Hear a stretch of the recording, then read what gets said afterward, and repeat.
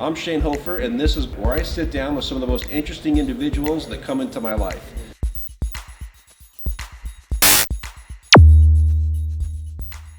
I'm Shane Hoefer, CEO of Rocky Mountain Forest Products, and today I'm chatting with Nick Carmody, a man, as I was just chatting with, kind of defies being put into a box. Probably technically a therapist, but has degrees in law, psychology, a crazy story, which is what prompted me to invite him onto the podcast. So Nick, thanks for being here. Thank you for having me, Shane. So I was thinking we should start with your story and kind of how, the story that captured my attention and how you ended up here today. Tell me a little bit about your background and what has made you today. As far as the psychology or law, or where should I start at? I was thinking about probably the psychology. So in 2010, I had two traumatic brain injuries about 8 months apart. And the combination of dealing with changes in brain functioning and personality in combination with a very toxic divorce led me to go back to grad school and pursue psychology to try to understand my experiences, to try to understand what I was experiencing, and to kind of confirm what I had experienced, I guess. So tell me about these traumatic brain injuries, 8 months apart. That sounds crazy. So first one was I was helping I think he was a Korean War veteran. He had a firewood business up in the foothills. And so I contacted him to try to buy some firewood. We ended up working on an agreement where I would just help him. And so I used to give him a hand. We were taking down some trees, and I had blacked out. I face planted. The tree kind of came over me. The first brain injury I was dealing with some speech issues. It wasn't that I couldn't speak, but it was almost like there was a clutch that was slipping or missing that wouldn't engage my mouth and my brain when I tried to speak. So it made it very cumbersome and very aggravating to have conversations. That small talk became very very aggravating. I dealt with some short-term memory issues, a lot of fogginess, a lot of haziness. I was still dealing with the fogginess and the haziness about 8 months later when I had the second brain injury. And this one, I wish there was a better story for this one, but it was August. I had my 8-month-old daughter. My daughter was 5 weeks old when I had the first one. So I had my daughter was in the car. We were on an incline. I had my foot on the brake in reverse, and I was just running some errands. I was checking to see if I had all the diapers and all that I needed. Wasp flies into the car, flies up my shorts. First reaction was to stand up, jump out to try to get the wasp out of my shorts, and I'm in gear. I'm on a decline. Car starts to roll. The inside of the door bumps me down the hill. By the time I had kind of collected myself and was ready to chase back in, because anytime you have that type of experience, time is moving really slow. You're processing way more information than seems possible in that split second. You're thinking about your kids in the car. Is the car going to roll down the hill into the neighbor's house, all stuff like that. And by the time I had gotten back into almost like a sprinter stance on the ground to turn around to chase back after it, it had caught up to me. The inside of the door hit me in the back of the head. It basically wrapped around the back of my head. It bent up around a 45-degree angle from where it hit me, collapsed my hip, which it may have dislocated, and then bounced my head off the ground. And so that was the second brain injury, and again, kind of kicked in some more of the symptoms from the first one. I didn't have as much of the speech problems the second time, but that kind of set things in motion for really what is 10, 11 years of managing brain injury symptoms. As we talked about earlier, one of the ways that I have found that the most effective way to manage them is through intense exercise. That's crazy for you to have two injuries of that magnitude in such a short period of time. What were you feeling at dealing with all of this stuff? Like at that 8-month mark, second injury happens. What's going through your head? Well, at that point, I was really. I went to the neurologist the first time. I only went once, and that was after the first injury. It was about maybe 4 months afterwards. By the time I got in, and the first thing they talked about was they wanted to fuse 3 vertebrae in my neck. And at that point, I was struggling so much with just the brain injuries that I really at 38, I didn't really want to hear about fusing 3 vertebrae. I'm in here for the brain injuries. I didn't really want to be laid up. It was taking a toll on my marriage. and I didn't want to, at that point be more of a burden after having more of a surgery. So, I started to kind of almost just, you start to hide the symptoms. You're feeling diminished. It's very emasculating. It's Sure. it's a very abstract injury. It's not like other injuries where it's like, oh, you break your arm, it's 4 to 6 weeks, here's a cast. Once you're healed, you're back to doing whatever you want. Every brain injury is different. It's not something that you can chart the healing process, the progress, from the outside or people, observing you, and eventually it changes you in a way where it starts to affect how you define yourself, your self-concept, how other people start to perceive you, and we tend to live in a what have you done for me lately world, and it doesn't matter how hard you work to become a lawyer, it doesn't matter how much, how hard you've worked in other areas. When you've been in a diminished state for a while, that becomes your identity. That's how people start to define you, and you start to define yourself. And it wasn't until I was in grad school where I was writing basically a dry run for a thesis on the mitigating effects of exercise on TBI symptoms, where I came across a group down in Denver. It was called TBI Alive. What does TBI stand for? Traumatic brain injury. Got it. Sorry. And so where I came upon this group, and it was terrifying for me to have to. I basically lived in isolation for so long, kind of like a hermit. There were times after I had the injury initially where I would drive down to run an errand, in Evergreen, and there were times where I would forget where I was going. I'd have to call my wife and say, where am I going again? And it would be someplace that I'd been to many times. Other times I would get down, and there was so much social anxiety that I would sit in the parking lot, and the anxiety from having to go in and interact with the cashier. And prior to the injuries, you didn't have a social anxiety. I'm an introvert. I'm not a huge I'm not a social butterfly, but nothing like that. Nothing where I'm driving 25 minutes down the mountain to into town and turning around before I even walk in because I don't want to talk to the because I'm terrified of talking to the cashier.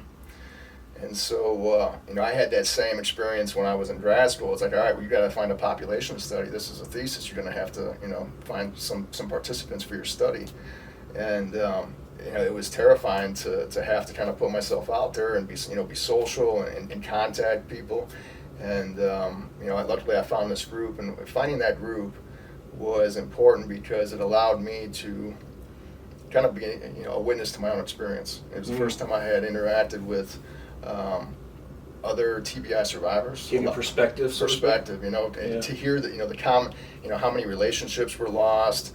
The invisible injury aspect of it. A lot of times, a lot of it was things that I had written about a lot, and then suddenly it was kind of see the physical confirmation of the things that I had written down about my own experiences, and so that was big for me, and it also was inspiring because a lot of them had, as we talked about earlier, but a lot of it's luck. A lot of when you find yourself, you succeed, it's luck. It's the velocity of the injury, the impact of the injury, placement on the head, whatever it may be. And here I am now, working with and interacting with people who had it much worse than I did.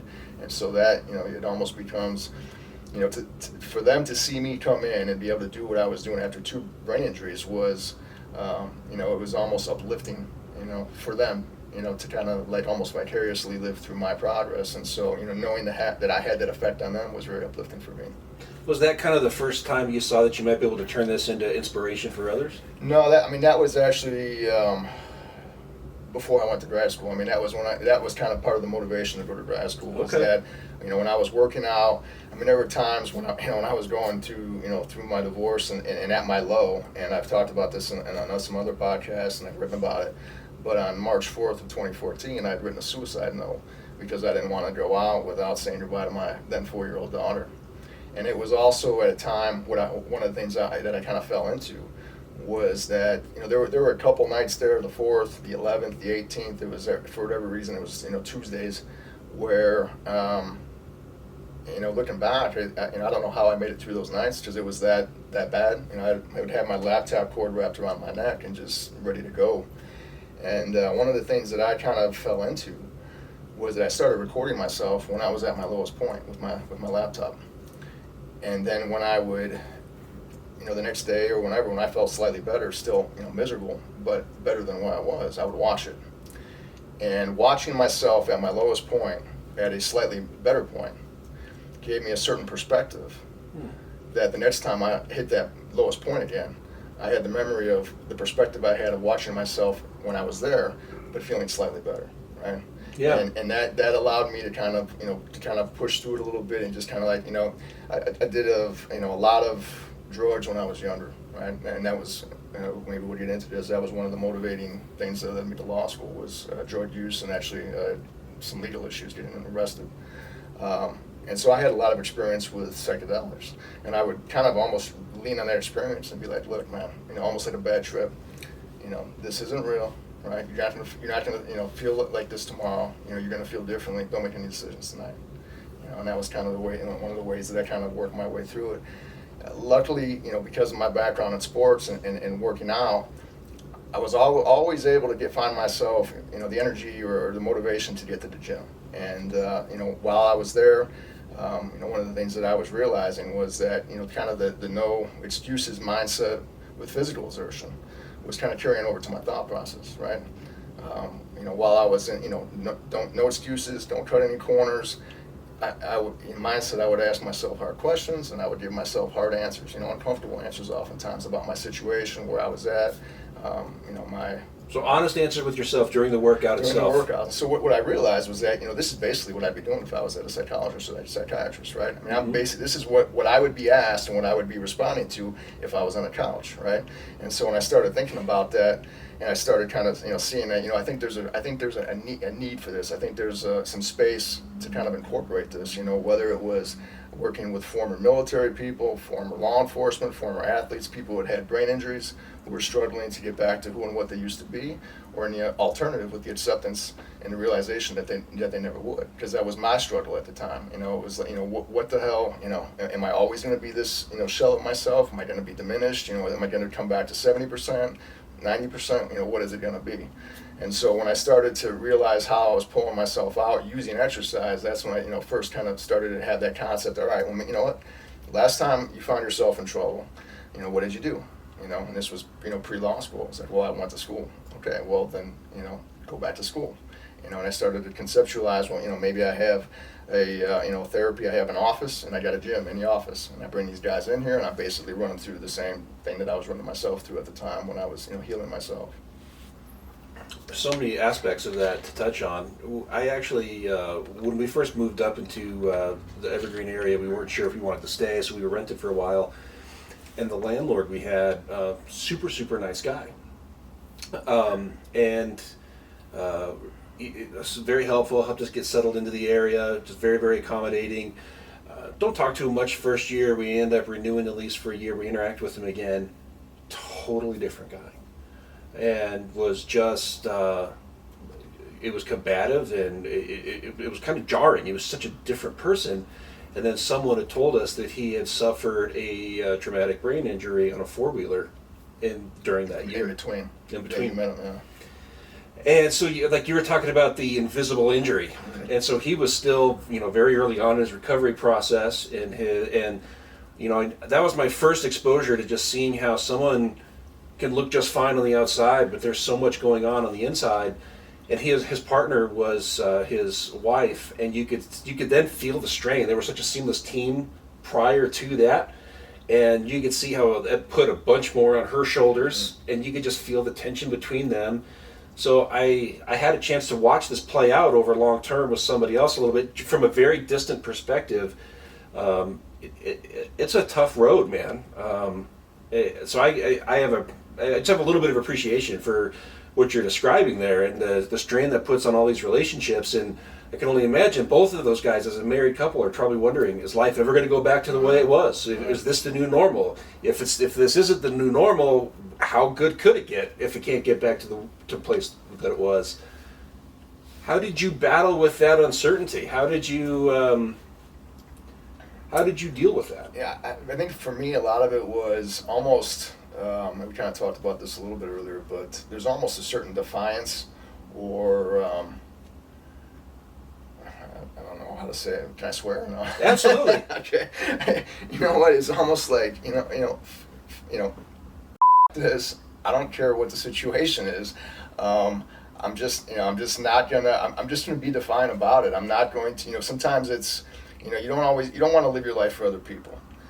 But one of the things I would constantly fall back on is like, don't let them be right, whoever they are, right? Whether that's people who doubt you, right? I mean, this applies to anything, right? And that was a lot of what I was running into after that was, suddenly it was inconvenient for other people for me to no longer be able to provide them or be what I had always provided them with or was for them, right? When I was in law school, I worked on printing presses on the night shift, and went to law school during the day. I slept 2-3 hours a night, 2-3 days a week, and but suddenly the narrative was that I was a lazy piece of shit, that I didn't want to work, that I wanted to be supported by a woman, that I was mentally weak, that I was these are all things I've heard from family members or people close to me, and so one of the things again when I was at my darkest point was it was you do this, if you go out like this, you just prove them all right. In some ways you almost find some motivation in defiance. It's just, don't let them be right. Every day, if you don't go to the gym today, you're proving them right. You're being lazy today, so don't let them be right. The other part of it too is, with as far as the, the defiance is that, or with the anger, I may butcher this, I've written this down, and I write it more eloquently than I say it, but, you have to find a why and a how, right? For me, the why was my daughter, and the how was the intense exercise, right? And you kind of you find purpose, in the commitment to the defiance, and eventually, you just kind of it just builds positive momentum, and you start to pull yourself out, a little bit. The why and the how. That's I always talk about purpose, and I think that's one of the big motivating factors for different people is you have to have your purpose. So what you're saying is basically you had to figure out, like, I'm gonna find purpose in this mess that you're finding yourself in, rather than just letting it destroy you. One of the things we tend to do is we attach the word senseless to tragedy, right? It's a senseless tragedy. It was disorienting, it was confusing, it was random, it was unfair, and by doing that, we kind of grease the skids for victimhood, right? Yeah. Something senseless happened to me, it ruined my life, it's unfair, right? But it's only when we're able to either create or derive meaning and purpose from that tragedy does it shed the label of being senseless, right? Absolutely. Because it's not senseless anymore if it's purposeful and meaningful, or you're able to kind of create that. And so for me, that was a big part of going back to school, working with other TBI survivors, and now people that aren't TBI survivors. But if I hadn't experienced that senseless tragedy or that adversity, I wouldn't have been motivated to try to make some create some purpose and meaning from it. And I wouldn't have been able to work with the people that I work with and have the effect that I have. And so that's a big part of it is you responding to adversity is creating meaning and purpose from that. And the other part of it too is that when you finally reach a point where you're able to create or find or create meaning and purpose from the adversity, is that at that point you're no longer defined by the adversity or the tragedy that happened to you. You're defined by how you responded to it. Yeah, right? Yeah. There's a couple events in my life, different, more mental challenges, but some of the darkest, toughest things that I ever went through, I would never want to go through them again. But they made me who I am today. And I wouldn't change it for anything. I wouldn't take it out of my life either. We went through some dark moments in our marriage that I didn't know if we were going to make it through those times. And today's not the time or place to go through any of that. But I can relate to it in those regards that I wouldn't want to go through those days ever again. But if it weren't for those days, I wouldn't be the person I am today. I would not have learned how to be empathetic. I would not have learned how to put myself in someone else's shoes and understand where they're coming from. Or if I would have, I would have taken something else that was very harsh and dramatic for me to, I hadn't learned it up to that point. It would have been a different type of adversity. Yeah, right. Exactly. Right. So, yeah, I think I like the idea that we shouldn't necessarily throw the word senseless onto these tragedies. Whether they're senseless or not is whether we learn from them or not. Do they provide something for our life? A lot of it, a lot of what determines of whether or not it's senseless is what you do with it. Right? Absolutely. I mean, it's retroactively, it's senseless. We determine whether it's senseless by retroactively looking back on it. Right? Yeah. From what we did or didn't do with it. Yeah, I still don't have the answer to this question, but I think about that all the time. It was first sparked by a gentleman that grew up in the housing projects in the East Coast, and he's like, when I grew up, you either went to prison, became a drug dealer, or became a drug addict. Those were like the three choices that were around me, and so I knew that I had to get out of there. And I've asked him, and it's kind of a similar to like you deciding that I'm not going to give into this. I'm going to fight. What made him just say, "Oh, I don't like any of those. I'm going to choose something different. I got to get out of here." Versus the other, so many people from that neighborhood will point to the fact, "Well, I'm a drug addict because this is where I grew up. I'm a drug dealer because this is where I grew up." It's just interesting. It's like it can be the same like with our parents. We see something our parents do. Two kids grow up with an alcoholic father. One becomes an alcoholic and beats his kids, and the other decides that he's going to be taking a totally different road. You ask both of them why they are the way they are, and they say, "Well, because my dad was an alcoholic." Right. And so I've always wondered, what is that dividing line? What makes the adversity make one person push back and be like, "I'm going to do the exact opposite of that"? Another guy takes the adversity and collapses and becomes a victim to it. Right. I think that's a question for the ages that we could spitball forever, but the whole victimhood aspect, I mean, it's rampant in society today. And I don't know, do you have any thoughts on that? Do you have any of your own opinions as to why do you choose victimhood versus I'm going to be victorious? I don't know. I think at different times, I'm sure that I was embracing the victim. I mean, I think there's often probably a gestation period where, you're feeling sorry for yourself, or I know I went through that. Maybe to provide perspective. To become a lawyer, I was looking at 2 to 10 years in prison because I got, it was heavy drug use, flunked out of college the first time, got involved with drugs, partying, selling, all that stuff, right? And then I, used it to go become a lawyer, right? At a time, and this has kind of been my MO, is that, at a time when I needed a lawyer, I became one. At a time when I needed, a psychologist, I went and became one, and that's kind of been my MO. But there was definitely a time, especially when I was going through my divorce and with the brain injury, or the brain injury stuff, where it was really frustrating because to achieve any type of professional career, degree, like becoming a doctor, a lawyer, whatever it is, you can kind of view that as like climbing Mount Everest, 29,000 feet, right?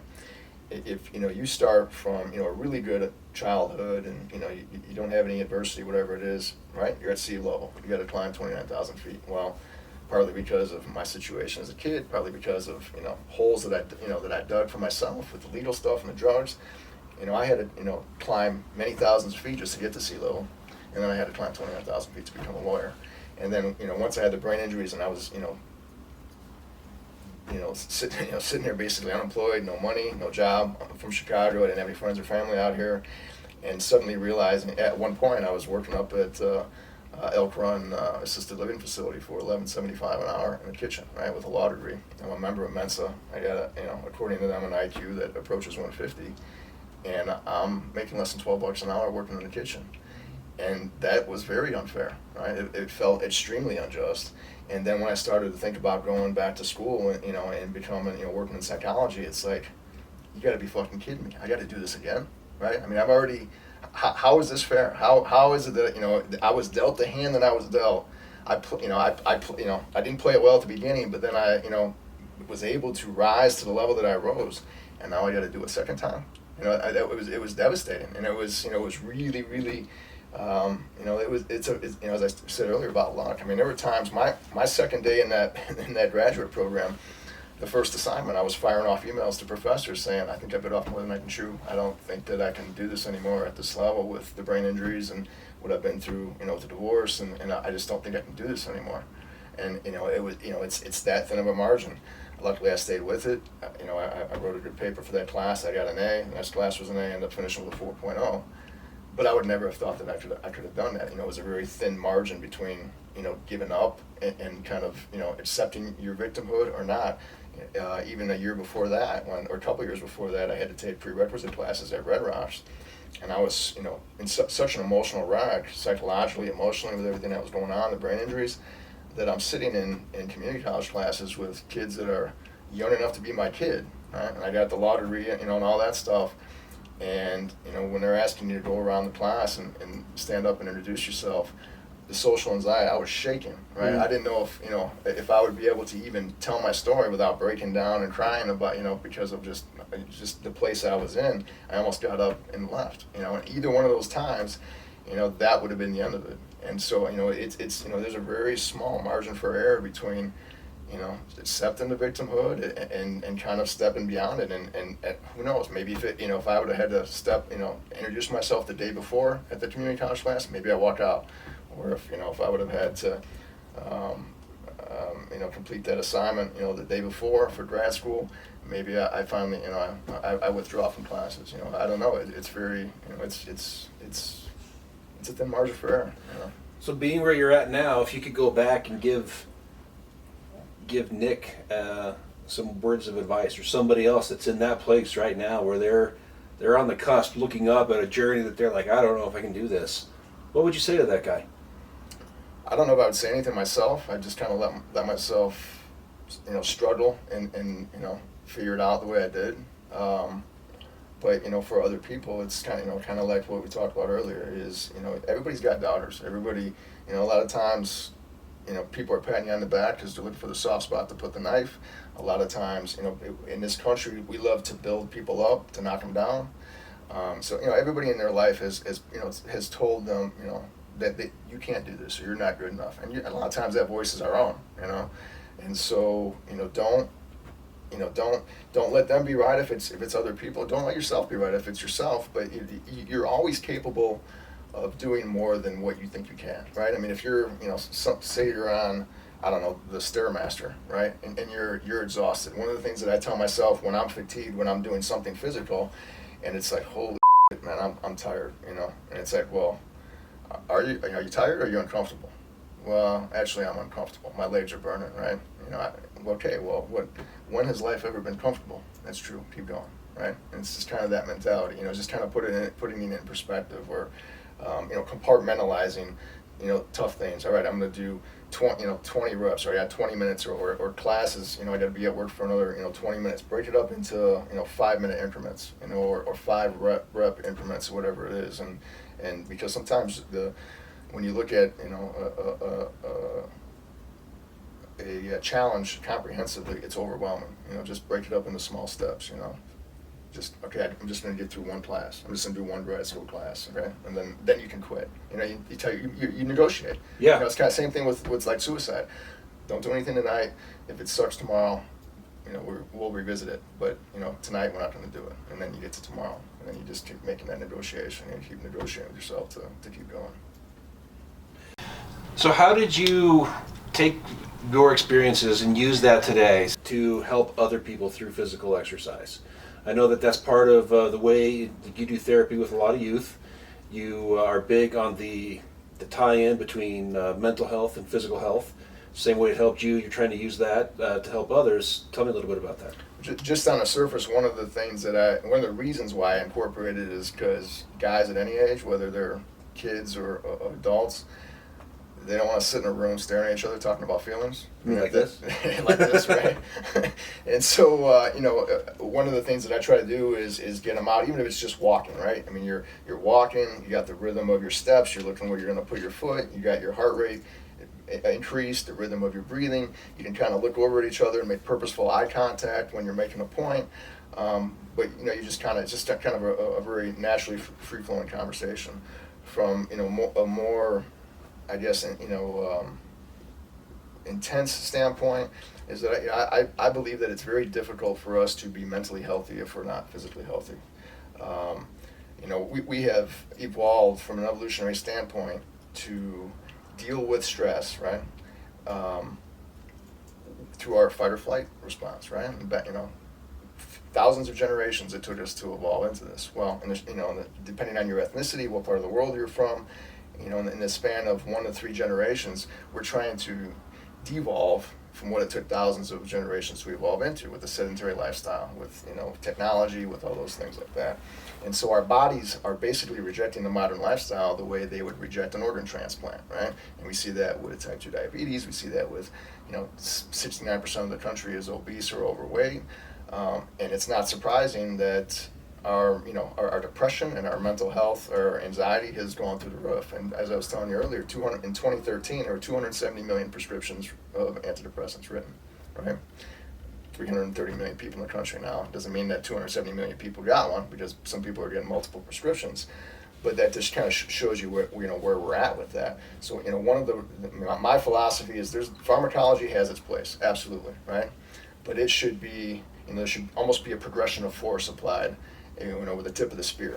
And at best, pharmacology should be the 5th line of attack, so to speak, with mood disorders or depression, right? It should be lifestyle, it should be sleep, it should be exercise, it should be diet, it should be therapy. And then after you exhaust all those, then you start dealing with more invasive remedies like pharmacology. One of the things we deal with is, oftentimes we have general practitioners.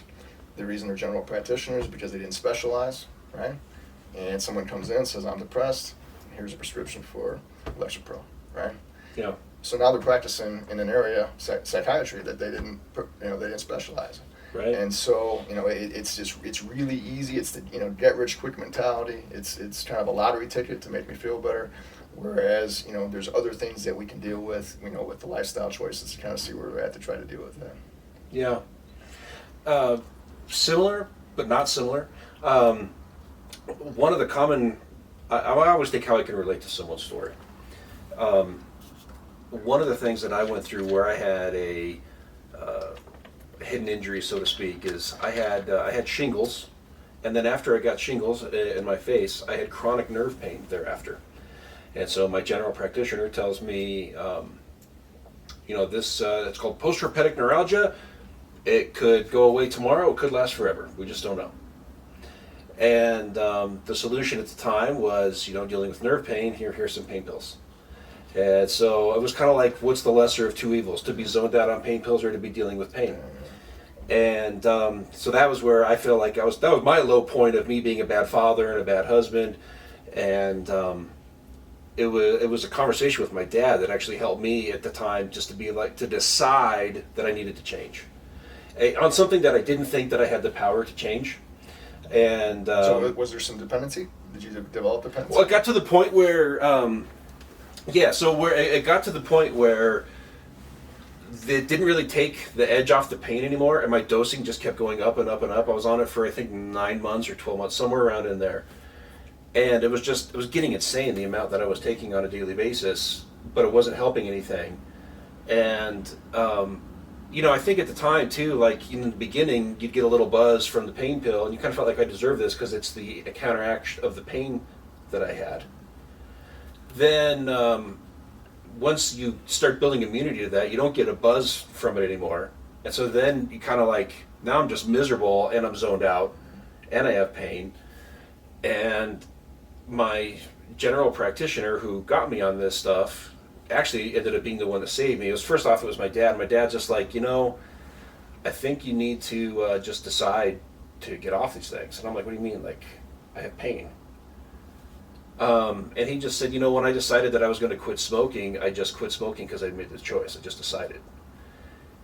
And people will look at me like I'm insane here when I tell this story, but I just got to the point after really chewing on what my dad had to say, and I just decided I wasn't going to have pain anymore.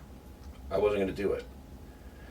And I kind of talked to my doctor about trying to get off the pain pills, and he's just like, well, have you ever considered medical hypnosis? I also do medical hypnosis to help people with this stuff. And I'm kind of like, I wish you would have brought this up at the very get-go instead of just writing me the prescription. But regardless, he did end up teaching me basically how to go into a semi-hypnotic state and to try to control your mind. And talking about, and that's where I think I'm kind of all over the board here, but you're talking about the levels of progression to where you get up to, you start taking antidepressants or something, starting with those other things. I wish that when I was starting to deal with pain that may end tomorrow, may last forever, it wasn't like it may last forever, do you want some pain pills? Right. It would be like, let me teach you some techniques to see if you can manage this with your own mind. And let's start there, and if that's not good enough, then we can explore other medicinal options rather than the other way around. Right, least invasive to most invasive. Exactly. Now, all that said, I'm very, very thankful for him because because of him, I learned the power of meditation and cultivating my own mental state, and I just wish he would have done things in the opposite order. But there's a lot of things I can relate to, and how people would look at you differently, and it not only did they give you an identity because they knew you were going through this, you didn't take that identity on. I'm a wounded individual.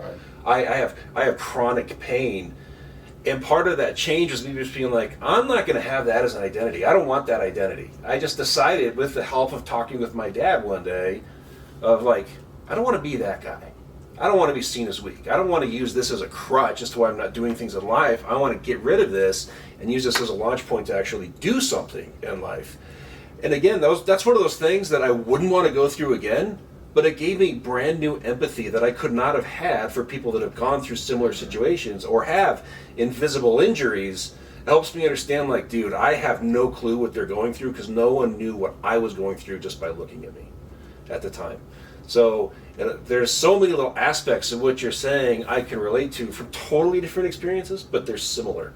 And that's kind of what I use for the therapy. I mean, at this point, with everything that I've experienced and that I've been through, it's very rare that somebody would come to me with something that I haven't either experienced, on a minor level, or that I can at least kind of extrapolate my own experiences to what they're dealing with. And so, that's one of the advantages of kind of getting your ass kicked over and over and over, is that at least when you go into the mental health profession, is that you can relate to just about everything because you've lived a lot, if not almost everything. Yeah, when you're going through your 20s and your 30s and all these things are happening to you, you're like, what is going wrong with my life? Then you get into your 40s and older and you start to get some perspective and you're like, oh, these are the things that are going to make me unique and allow me to help other people go through their it's own almost things. an education or training process. Every time, and that kind of builds that identity too. Is that you feel like, man, you're your own worst enemy. One of the things that I remember who I had this conversation, might have been another podcast, but sometimes, and this maybe goes to defiance, is that sometimes people, they enjoy climbing out of a hole so much that you have to be careful not to throw yourself down in one, just because you're so exhilarated by the me against the world, back against the wall fight, and so sometimes you have to, and I think I was guilty of that early on, but maybe it was part of the training process that I needed to kind of educate myself to where I'm at now. But that was a big part of it, is that sometimes I think initially when you're learning those life lessons, you're kind of identifying yourself or defining yourself as just kind of a screw up. You just can't, you can't get out of your own way. It's you're kind of, it's the life lessons, so to speak. Yeah, that's why I'm big now, and it's a tough conversation if you've never gone through it, but I'm big on like looking at people's mindset, how they view themselves and how they view the world, because it kind of defines the way they're going to approach everything. And really it was that shift with my dad about how are you going to view yourself? You're going to view yourself as the victim, or you're going to just decide that I'm not going to be the victim. And I'm still trying to put it all together, how it makes this magic formula. But that's why I love conversations like this, because it's similar stories, similar results, different path. Well, and maybe this is relevant to your experiences, but sometimes I haven't seen many guys these days from when I played ball with back when I was younger, but sometimes when I would run into them and they would see that I still stayed in good shape, and they're like, man, you're still working out that hard, and say, well, I don't work out, I rehab 7 days a week, because you're still dealing with it, constantly managing pain, managing injuries. Yeah. Then it's not even sports injuries anymore as you get older, and especially as we age. And that's one of the things that I often, when I talk to some of the older people, or people my age or older, is that it hurts if you do it, but it hurts worse if you don't. Yeah. So you might as well just do it. It hurts, if you're trying to deal with pain, whether you're on the pills or not. For you, maybe it was getting off the pills. It's not hurt either way. I'd rather hurt without the dependency, or I'd rather it be painful without the being zoned out. Yeah. I was going to say that's actually why I work out at the times that I do. At first, so Brian from the gym, I work out with him a couple times a week, and at first I started working out with him just because those are in the middle of the day on Tuesday, in the middle of the day on Thursday. And at first I'm like, that is absolutely the worst time for me trying to run, a 9 to 5 Monday through Friday business. And it ended up being just a total godsend to have these big holes in the middle of my week. Like it allows me to, the stress hits me in the beginning of the week, and it gives me a channel to release that. And especially going through COVID, when my coping mechanism prior to was travel. Travel is the way I kind of released my stress, and it was my reset, especially if I went to someplace foreign and I had to be in the now. Like I'm trying to navigate languages and signs, and everything is just totally different. Like you live in the moment when you're in a foreign city. And when all of a sudden we couldn't travel during COVID, and I was working out with Brian, it gave me a new way to channel that stress into something productive, into feeling better than I'd ever felt. I had really worked on my mental health prior to, and I kept trying these different things to get in better physical shape, but nothing was sustainable. You and I were talking earlier about the process. So it was always about trying these things to reach a goal. And like you would sometimes reach those goals, and you're like, but that sucked. I could never do that on a regular basis. And so I think that was where COVID was a blessing. Is I don't know if I would have stuck with such an odd, on the surface, terrible schedule for me to work out in the middle of my work week, had I not really had anything else to do during all those months. And it ended up being such a blessing because I think it keeps me more even keeled throughout the week without having to disappear for a couple of weeks at a crack to go clear my head. So I feel like that was one of the lessons I learned very, very recently. It was the power of channeling just your day-to-day stress into physical activity, and then what that's done not only for my physical health, but the mental health aspect as well. Yeah, we kind of talked about that earlier. Is that one of the phrases that I have several for working out. Right, one of them is I call it I use it for demon mitigation. Right. Another one is that I know where the fountain of youth is. It's in the gym and it's on my plate. Another thing is that if you continue to do the things you did when you were young, you stay young longer. Right, and this is all kind of plays into that. And then the last one we talked about upstairs is it's channeling negative emotions into a constructive activity to produce a productive result. And so dealing with a lot of the kids and adults that I deal with, and even with myself. One of the things that there's often a stigma attached to anger. Anger management. You're so angry, you shouldn't. You gotta just kind of chill out, man. And the way that I look at it is that anger can be a gift, right? I mean, you don't want to let anger be your compass. You don't want to let let it be your rudder. You don't want to chart your course by it. But when you logically and rationally and pragmatically chart your course, it sure the hell can be your fuel source. In fact, it's one of the best fuel sources. But you have to be able to kind of, to manage it and channel it. And we were talking about it earlier is, one of the ways that I describe it, it's almost like having, an air compressor just running full speed 24 hours a day, right? And that pressure builds up, and that pressure builds up, and that pressure builds up. And you get to the gym, you open that valve, air pressure, shooting out. And then, 2 hours later, you shut it down, and then it builds up for 22 hours. And by doing that, by channeling that, is I'm letting those negative emotions, that anger, anxiety, whatever it may be, I'm letting that out on my terms, so it doesn't seep out on its terms in my personal relationships, into work, or whatever may be happening. Because that's oftentimes what's happening. It's our negative emotions, our stress, our anxiety, our anger, our depression. It's seeping out on its terms, and it sabotages what we want to do. Yeah, I like the air compressor analogy. I always had heard one that stuck with me was like our emotions are like a cup, and there's just drops going in all the time, and you either can pour some of that out on your own terms, or eventually that cup's going to overflow on its own.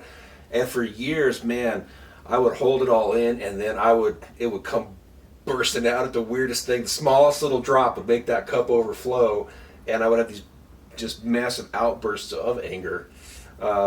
And so, yeah, that definitely helps me channel some of that energy into a different area. I feel like I'm overall more even keel now. I mean, we're all human. We all have our moments. But I was also thinking about some of the most successful people I know talk about how they use you call them doubters, frequently called naysayers or whatever.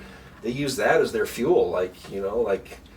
I already knew where I wanted to go, but just the fact that you told me that you don't believe in me or you think I'm an idiot, that's just that much more energy for me to prove to you that I know where I'm going and how I'm going to get there. So I think it definitely can be a fuel source. And maybe that's, I've described this, and for people middle age, whatever, might know this reference because it's a little bit of an obsolete technologically, but back in the 90s they would have like that 100 disc changer, CD changer. Right? Yeah.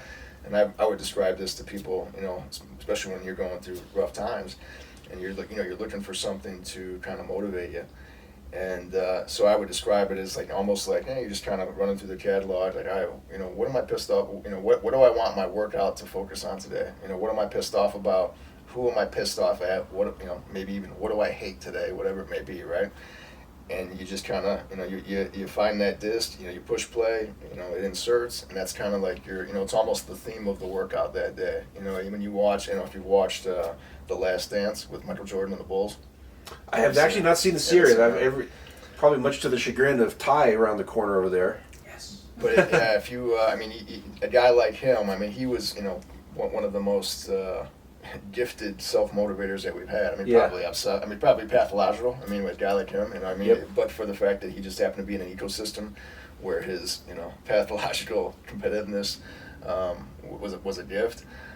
But he was a guy who was just, really, really good at motivating himself. It could have been, somebody, telling him good game as he walked off a court after a loss. And, next time he played him, he had, churned in his head over and over and over that guy had basically disrespected him by basically, just shaking hands at the end of the game. And sometimes you have to do that. You have to manufacture motivation. You have to, you kind of have to, create a narrative in your head.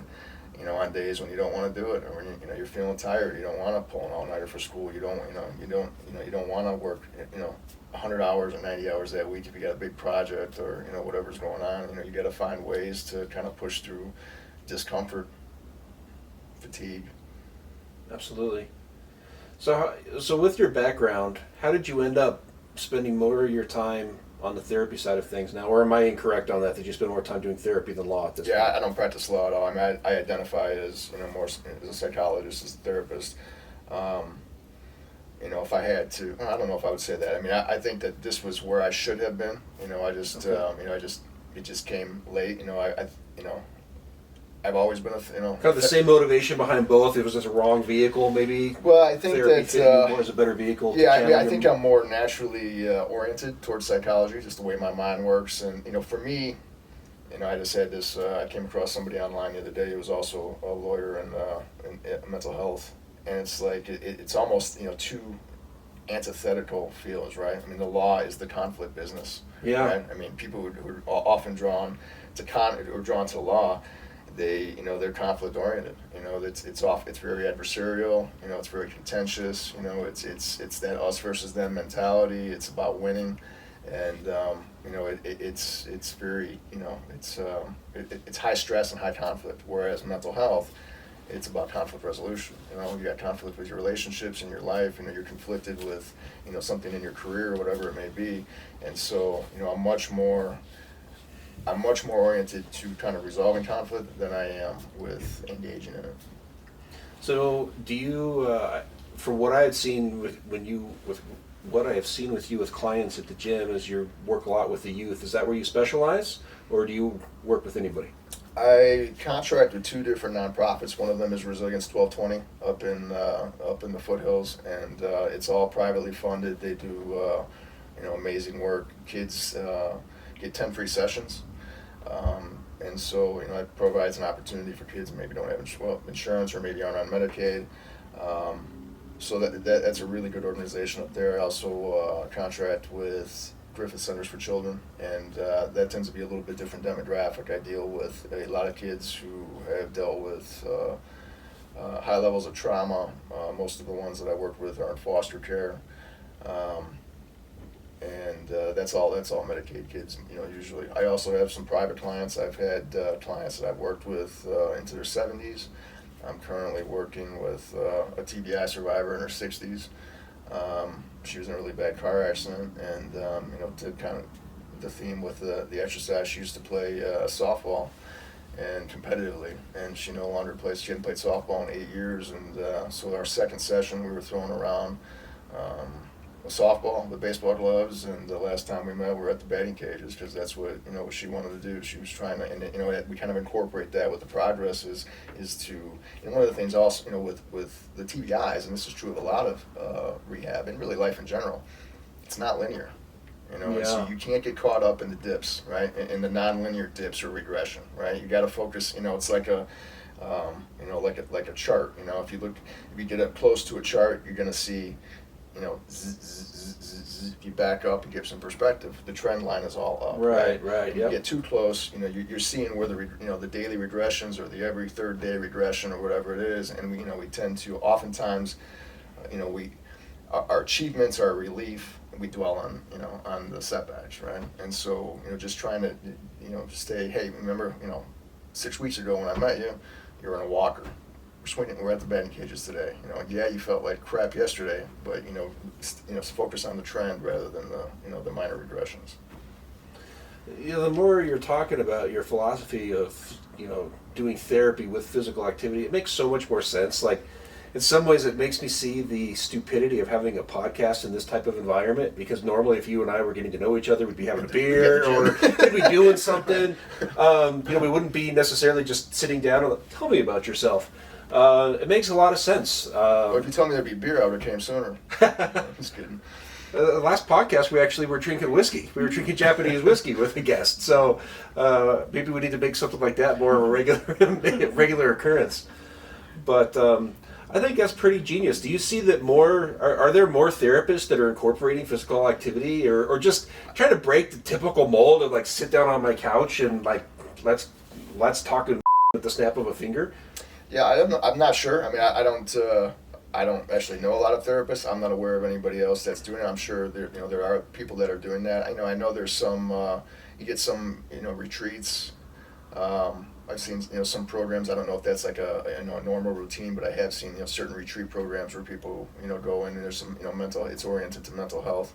But yeah, I'm not sure. I'm sure people. The way that I look at it, and I'm sure this would probably answer your question, is that therapy is it's talking about life. It's talking about what's pissing you off. What do you feel anxious about? What are you depressed about? What do you feel good about? What are you excited about? It's basically anything that's going on in your life, good or bad, and you're talking about it. That's therapy. Well, that can happen just about anywhere. Yeah. So really, you think about therapy in that context, therapy can be just about anything. It's only limited by your imagination and your creativity, and so that's kind of how I look at it and why I incorporate exercise. But I'm sure that now that I think about it, I know there's there's somebody up in Evergreen who's got horses, and they have like equestrian therapy.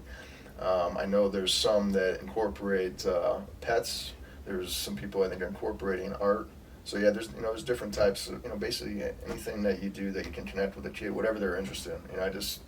I've been lucky enough, and my niche is kind of pissed off teenage dudes, maybe depressed or anger, anxiety, whatever it is, and just kind of, tweaking it a little bit and getting them just to kind of, streamline the way they think and their perspective, how they see things. Meta level question here. Do you think that the pissed off, angry teenage dude, kind of a stereotype that's been around for a long time, do you think our modern society and digital landscape of socialization, do you think that exacerbates that more than normal, or is it the human condition is flatlined and there's always going to be pissed off teenage dudes? Yeah, I think there's always going to be that. Is there aggravating factors? Of course. I think that with one of the things about technology is the more interconnected we are technologically, the less connected we tend to be interpersonally. And so, isolation, whether that means less, less interaction with girls at that age, less attention, not dating, whatever it may be. Maybe it's not having, platonic, relationships with other dudes. I think that probably definitely plays into it.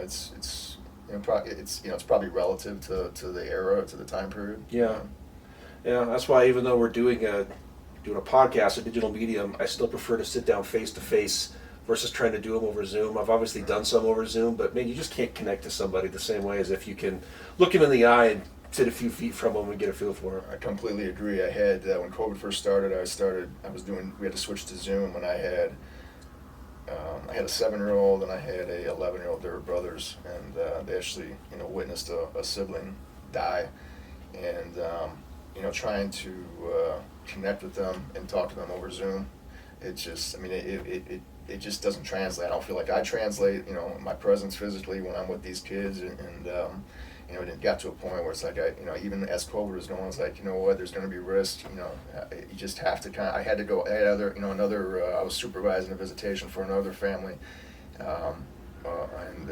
it was just imploding, and I was just kind of at that place. It's like, this family's going to lose custody of these kids if they're not able to kind of interact and have their visitations in person. And so that it kind of pushed me, during COVID, to kind of get out there and meet in person. But I'm the same way. I won't take clients if it's only Zoom.